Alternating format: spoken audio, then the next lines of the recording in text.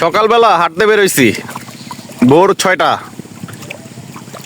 শীতলক্ষার পারে আইসা আসলে পুরো মুগ্ধ হয়ে গেলাম।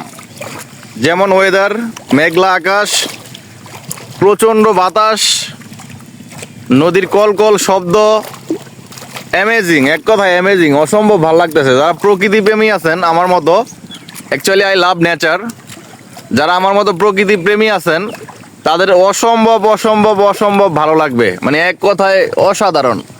এই যে আপনারা দেখেন গাছের পাতা লড়তেছে, এদিকে যদি একটু দেখাই, এদিকে হচ্ছে মেন রাস্তা। এই যে মেন রাস্তা, এখানে আছে হচ্ছে সিঁড়ি দিয়ে আমি নিচের দিকে নামছি।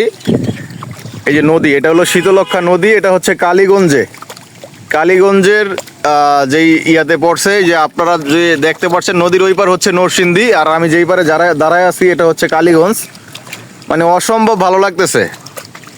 দেখেন নদীর পানিগুলা দেখেন একটু, এই যে কলকল শব্দ, এই যে দেখেন, এই যে যখন এই যে এইরকম আইসা বাড়ি খায় একটা শব্দ হইতেছে পায়ের সামনে, তখন আসলে অনেক ভালো লাগতেছে।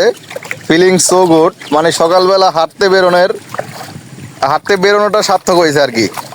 হ্যাঁ দেখেন এই যে নদীর যে ঢেউ দেখেন, আকাশটা একটু মেঘলা আকাশ, মানে মনে হয় যে আকাশটা রাগ করে আছে, এমন গম্ভীর কালো হয়ে রয়েছে।